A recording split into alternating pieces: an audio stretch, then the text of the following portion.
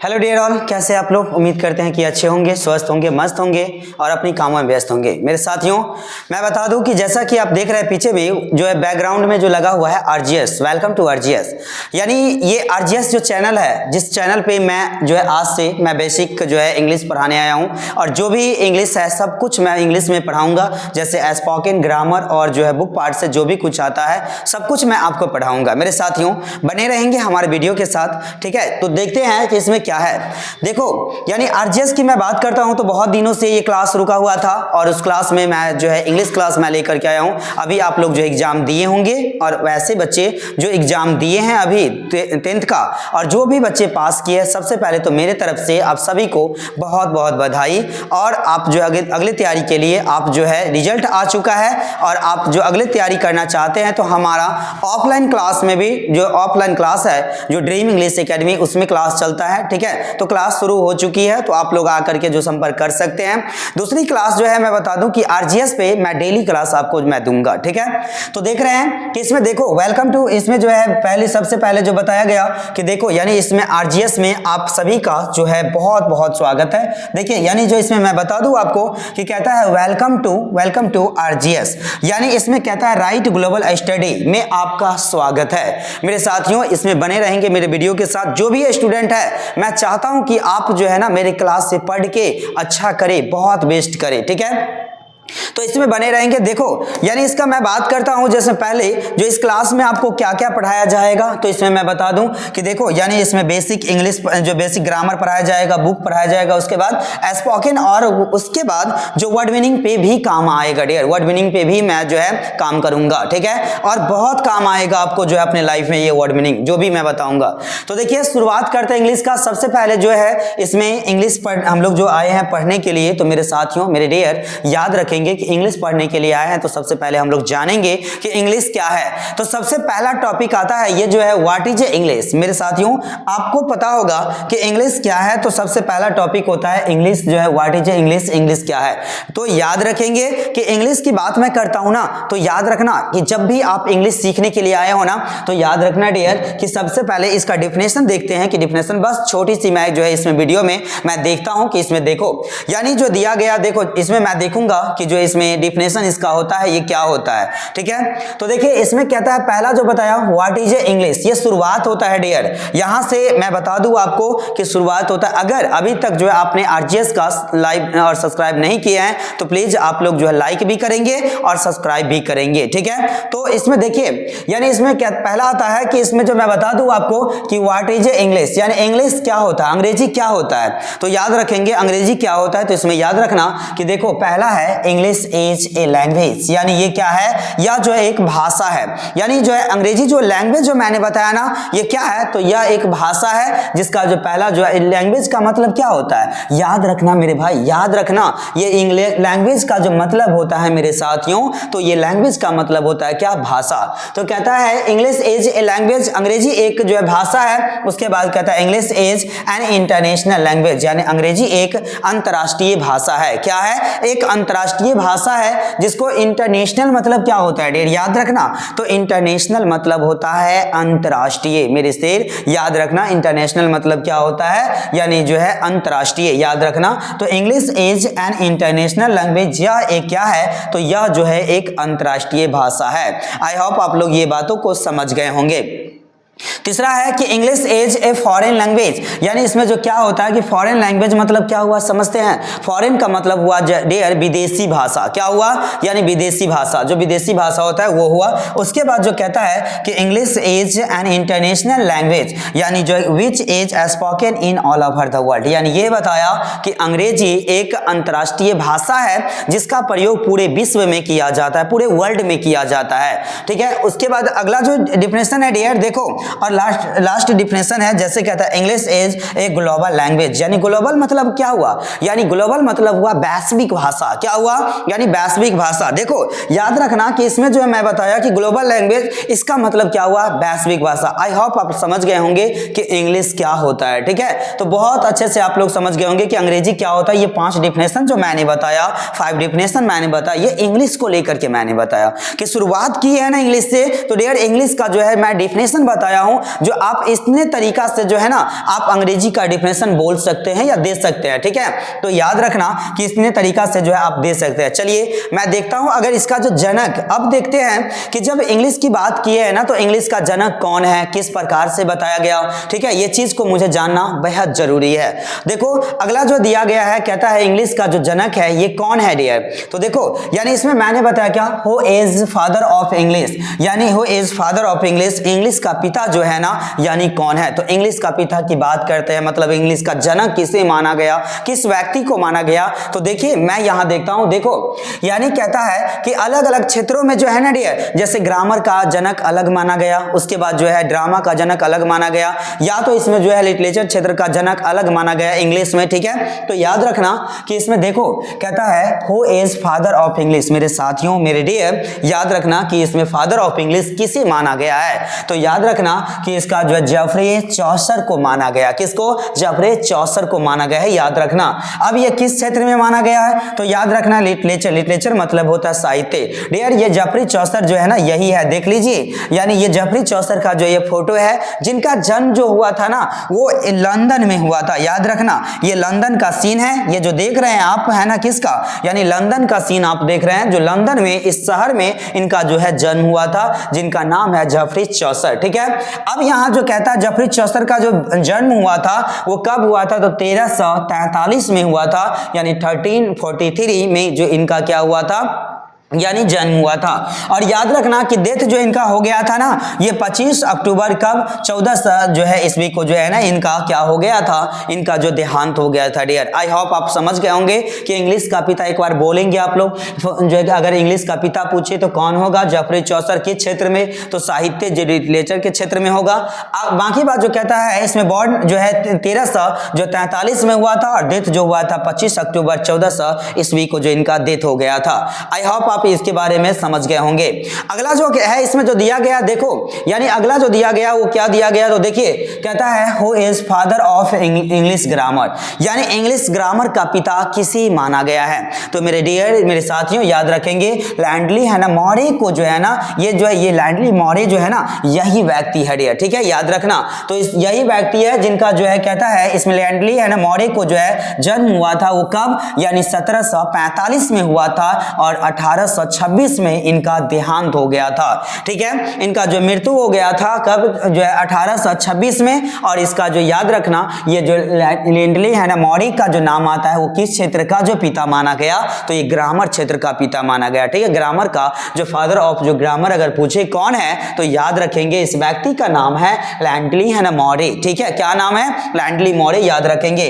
और इनका जन्म जो है ना, देखिए एक जो जन्म जो इनका जो हुआ था, याद रखना कि इनका जो जन्म हुआ था ये कौन सी क्षेत्र में हुआ था, तो देखो यानी इसमें जो है कहता है यहाँ जो मैं बता दूं आपको याद रखेंगे, देखो यहाँ पर ये शहर का नाम दिया है जिसका नाम है, देखो एक देश का नाम पेंसिल्वेनिया के इसमें डॉफिन काउंटी में जो है ना इनका क्या हुआ था, तो इनका जन्म हुआ था डियर, किनको, यानी लैंडली है ना मौर्य को, जिनको ग्रामर का जनक माना गया है। किसका, ग्रामर का जनक माना गया है। आई होप जेफरी चौसर कौन है, उसके बाद लैंडली मौर्य कौन है, और उसके बाद जो इंग्लिश क्या होता है ये आप लोग समझ गए होंगे। इतनी बातों आप लोग जो है जितने भी स्टूडेंट है ये समझ गए होंगे, ठीक है। अगर कोई स्टूडेंट चाहते हैं कि मैं इसको नोट करूं तो डियर आप जो है नोट कर सकते हैं डियर, इसमें कोई डाउट नहीं। चलिए अगला है, अगला कहता है क्या, देखो यानी कहता है विलियम शेक्सपियर, यानी विलियम शेक्सपियर का जो है किसका जनक माना गया, किस चीज का जनक माना गया, तो डियर कहता है आधुनिक अंग्रेजी साहित्य और नाटक का जनक जो है माना जाता है, जिसको जो देख रहे हैं इतने जो है स्टाइल में जो बैठे हैं ना डियर, याद रखना ये जो स्टाइल में बैठे हैं इनका जो है ये जो जनक माना गया, ये साहित्य मतलब क्या, लिटरेचर अंग्रेजी का साहित्य और नाटक के क्षेत्र में जो है ना इनका ये जो है जनक ये माने गए हैं, ठीक है। और इनका जो कहता है इनका जो विलियम शेक्सपियर का जो जन्म हुआ था वो 23 अप्रैल 1564 को हुआ था, और वही 23 अप्रैल जो 1616 में जो इनका क्या हो गया था, यानी जो इनका मृत्यु हो गया था, यानी देहांत हो गया था, याद रखना। और इनका जन्म जो हुआ था डियर इंग्लैंड में हुआ था, जो इंग्लैंड ऐसे बड़े शहर है ना, इसमें जो है इसमें जो इंग्लैंड का ये सीन है देख लीजिए, इंग्लैंड का ये सीन है, इस इंग्लैंड में इनका जो है किसका, विलियम शेक्सपियर का जो है क्या हुआ था, तो इनका विलियम शेक्सपियर का जो है जन्म हुआ था डियर, ठीक है। याद रखेंगे। दोनों बात कभी कभी जो पूछ दिया जाता है, या आप अंग्रेजी पढ़ते हैं तो आपके लिए जो है बहुत जरूरी है, ठीक है। अगर अंग्रेजी पढ़ते तो आपके लिए कहीं ना कहीं बेहद जरूरी है। अगला आता है क्या, देखो यानी कहता है अंग्रेजी शिक्षा और पश्चिमी शिक्षा प्रणाली का जनक माने जाते हैं। यानी किनको माना गया, तो लॉर्ड मैकाले को, जिनका जो है थॉमस इसमें बेबी गर्टन के मैकाले के नाम से, दूसरा नाम से जाना गया था, ठीक है। याद रखना इसका दूसरा नाम जो ये था, कौन, बेबी गर्टन मैकाले था, जिनको लॉर्ड मैकाले के नाम से जाना गया। ये क्या कहता है, अंग्रेजी शिक्षा है ना, उस क्षेत्र की बताया गया अंग्रेजी शिक्षा जो पश्चिमी शिक्षा प्रणाली का जनक माना जाता है, ठीक है। दोनों का याद रखना कि इसमें एक माना गया क्या, यानी एक माना गया अंग्रेजी शिक्षा और पश्चिमी जो है शिक्षा प्रणाली जो था, उन दोनों का जनक किसे माना गया है, तो याद रखना लॉर्ड मैकाले को। ये व्यक्ति देखो, यानी ये चेहरे से देखते हो ना किस प्रकार से जो है डियर इसका चेहरा है, पहचान में भी पहचान जाओगे, ठीक है। इसमें याद रखना, वैसे इसका फिगर जो है ना बनाने की जरूरत नहीं है, मैं आपको क्यों बताया हूं, तो मैं आपको जो है ना याद रखना, इसको जो जानने के लिए, समझने के लिए जो है ना ये मैं बताया हूं कि आपको फोटो देख करके इसका हो सके कि आपको याद हो जाएगा। चलिए इनका जानते हैं कि जो इसमें लॉर्ड मैकाले का, जिसको इसमें बेबी गर्टन मैकाले के नाम से जाना गया, उनका जो है ना जन्म हुआ था वो कब हुआ था, तो याद रखना कि इनका जो जन्म हुआ था वो कब, यानी 25 अक्टूबर 1800 को हुआ था, और वही डेथ जो हुआ था 28 दिसंबर 1859 को हुआ था, ठीक है।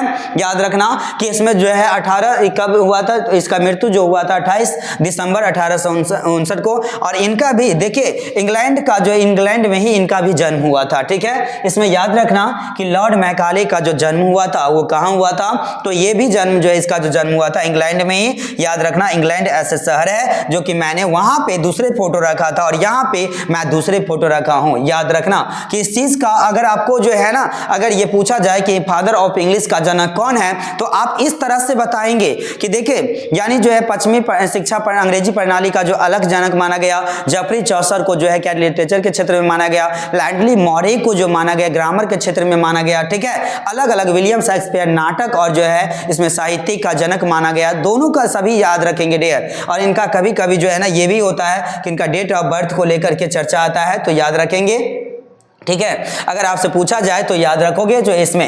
अब यहां पर आता है क्या, देखो यानी यहां पर आता है कि एक आता है क्या, यानी ग्रामर। अब यहां से जो मैंने बताया कि ये तो इंग्लिश का जनक के बारे में मैंने जानकारी दिया, जो आपको बहुत अच्छे से समझ में आया होगा, ठीक है। याद रखना कि बहुत अच्छे से समझ में आया होगा। अब यहां से आता है क्या, देखिए यहां से जो हम लोग जो पढ़ने वाले हैं ये ग्रामर को लेकर के पढ़ने वाले हैं। तो क्या ग्रामर जो पढ़ते हैं तो ग्रामर का डेफिनेशन तो पहले जानेंगे ना, इसका परिभाषा तो जानेंगे, ये जानेंगे कि ग्रामर एक्चुअली होता क्या है, ठीक है। तो याद रखना कि देखो यानी सबसे पहले जो मैं बता दूं कि अगर ये वीडियो आपको अच्छा लगता है, अगर ये वीडियो आपको अच्छा लग रहा है तो प्लीज आप सभी स्टूडेंट से रिक्वेस्ट है कि आप एक बार शेयर कर देंगे जरूर अपने दोस्तों के पास, ये जो है वीडियो जरूर भेज देंगे, ठीक है। कहता है कि इसमें देखो व्हाट इज ए ग्रामर, यानी ग्रामर क्या होता है, ठीक है। तो ग्रामर को जो हिंदी में जो बोला जाता है डियर, व्याकरण बोला जाता है। क्या बोला जाता है, याद रखना इसमें जो है, याद रखना डियर, इसमें जो बोला जाता है क्या, यानी व्याकरण, ठीक है। याद रखना कि इसको जो हिंदी में बोला जाता है यानी क्या, यानी व्याकरण बोला जाता है। और व्याकरण किसे कहते हैं, तो हिंदी में तो याद रखना कि हिंदी में जो चीज मुझे हम लोग जो है जो चीज को जो है शुद्ध पढ़ना बोलना और लिखना सीखते हैं वही हमारा क्या, यानी जो है क्या ग्रामर कहलाता है। देखो यहां लिखा हुआ है कि कहता है ग्रामर इज द आर्ट, यानी जो है इसमें व्याकरण एक वह कला है। कला आर्ट मतलब क्या होता है, इसमें याद रखना आर्ट मतलब होता है कला, ठीक है। ये याद रखना डियर कि ये आर्ट मतलब क्या होता है, तो इसका मतलब होता है कला। तो याद रखना ग्रामर इज द आर्ट, कहता है is the art which teach us to read write and speak a language correctly is called grammar. यानी ये क्या कहा गया कि देखो कहता है कि ग्रामर जो व्याकरण है वह कला है जिससे हम जो है शुद्ध पढ़ना बोलना और लिखना सीखते हैं, वही हमारा क्या कहलाता है, वो हमारा क्या, यानी व्याकरण कहलाता है, यानी कि इसमें जो इंग्लिश ग्रामर कहलाता है, ठीक है। याद रखना। चलो अब यहां पर जो एक चीज आता है और डियर कि कहता है इसमें देखो यानी हम लोग जानते हैं कि इस ग्रामर को जो पढ़ रहे हैं ना, ठीक है, ये ग्रामर की जो मैं बात कर रहा हूं, ये ग्रामर का जो मैंने बात किया आपके सामने, ठीक है। तो ये ग्रामर का मैंने बात किया, तो ग्रामर में क्या आता है, किस प्रकार की चीजें आता है, तो देखो ध्यान दो, यानी ग्रामर की मैं बात करता हूं ना, तो ग्रामर में जो जैसे व्याकरण की मैंने बताया, तो ये तो होगा ग्रामर को अब कितने भागों में बांटते, ये तो मैंने दिखाया क्या, मैंने अगर आपको लिखना है, हिंदी लिखना है तो हिंदी डियर लिखेंगे कि ग्रामर कहता है व्याकरण एक वह कला है जिसमें हम लोग जो शुद्ध शुद्ध पढ़ना लिखना, या जिससे हम लोग शुद्ध शुद्ध पढ़ना लिखना और बोलना सीखते हैं, वही क्या कहलाता है, वही ग्रामर कहलाता है, या व्याकरण हिंदी में पूछे तो क्या है, व्याकरण कहलाता है। मेरे साथियों आई होप आप लोग समझ गए होंगे इतनी बातों को, ठीक है। अगला आता है क्या, काइंड्स ऑफ ग्रामर, मतलब क्या, ग्रामर को कितने भागों में डिवाइड किया गया, ठीक है, याद रखना, काइंड्स ऑफ ग्रामर यानी ग्रामर को कितने भागों में डिवाइड किया गया मेरे साथियों, तो याद रखना there are 5 kinds of grammar, यानी ग्रामर को जो बांटा गया वो कितने भागों में, 5 भागों में डिवाइड किया गया। याद रखना ये हाथ की जो पंजे है ना, डेढ़ याद रखना, हाथ की जो पंजे है ना, ये 5 भागों में डिवाइड किया गया है। इससे क्या कौन कौन है, तो पहला है देखो ऑर्थोग्राफी, दूसरा जो होता है इटोमोलॉजी, ठीक है, इसमें याद रखना इटोमोलॉजी, तीसरा जो होता है सिंटैक्स, और चौथा होता है पंक्चुएशन, और पांचवा जो है प्रोसोडी। यानी इस प्रकार से सबका हिंदी भी मैं बताऊंगा, एक एक करके मैं समझाऊंगा। इसमें जो है मैंने बताया कि ऑर्थोग्राफी को लेकर के, यानी ऑर्थोग्राफी जिसको जो है इसमें हिंदी में जो आप जो है क्या, यानी जो है इसमें ये बोल सकते हैं, इसमें जो देखो यानी इसका जो है इसका ऑर्थोग्राफी यानी अक्षर विचार जो है बोल सकते हैं आप, ठीक है, या जो इसमें स्वर्ण विचार। उसके बाद इटोमोलॉजी शब्द विचार इसे बोल सकते हैं, या तो इसमें जो आता है सिंटैक्स, इसको जो वाक्य विचार, पंक्चुएशन जो आता है इसमें चिन्ह विचार बोल सकते हैं, या प्रोसोडी जो होता है इसमें छंद विचार जो है आप इसे बोल सकते हैं। आई होप आप लोगों को इतने, अगर इसका हिंदी की बात है तो माय डियर मैं आगे बताऊंगा तो मैं जरूर आपको बताऊंगा कि इसका हिंदी क्या है। मेरे साथियों याद रखेंगे मैंने आपसे वादा किया है कि इंग्लिश सिखाने का आप जो मेरे चैनल से जुड़े रहेंगे और मैं जरूर आपको मैं सिखाऊंगा, ठीक है, याद रखना।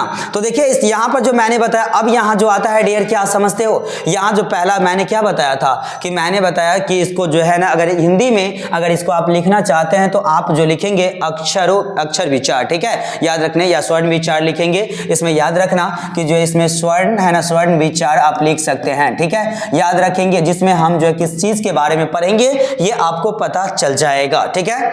तो देखिए इसमें जो मैंने बताया कि देखो यहां पे कहता है ऑर्थोग्राफी आखिरकार क्या है, तो इसमें याद रखना कि ऑर्थोग्राफी जो मैंने बताया कि एक स्वर्ण विचार जो होता है ना, स्वर्ण विचार, ठीक है, ये स्वर्ण विचार है डियर, ठीक है, और इसको स्वर्ण अक्षरों के बारे में हम लोग पढ़ते हैं। देखो यहां लिखा हुआ है, कहता है कि इसमें देखो इसका डेफिनेशन जो मैंने बताया, क्या मैंने आपको बताया कि इसमें जो ऑर्थोग्राफी जो है ना, ऑर्थोग्राफी क्या है, किस प्रकार की चीजें हैं, तो इसमें डेफिनेशन इसका क्या होता है, तो देखो यानी कहता है orthography is a part of English grammar, यानी कहता है ऑर्थोग्राफी जो इंग्लिश ग्रामर का एक भाग है, क्या है, इंग्लिश ग्रामर का एक भाग है, विच स्टडी अबाउट लेटर्स, है ना, कहता है कि ऑर्थोग्राफी इंग्लिश ग्रामर का एक भाग है जिसमें हम अक्षरों के बारे में पढ़ते हैं। किसके बारे में, अक्षरों के बारे में पढ़ते हैं डियर, याद रखना कि इसमें ये बताया कि ऑर्थोग्राफी जो है ना, ये ग्रामर का जो पहला भाग जो आता है जिसका नाम है ऑर्थोग्राफी, ठीक है, याद रखना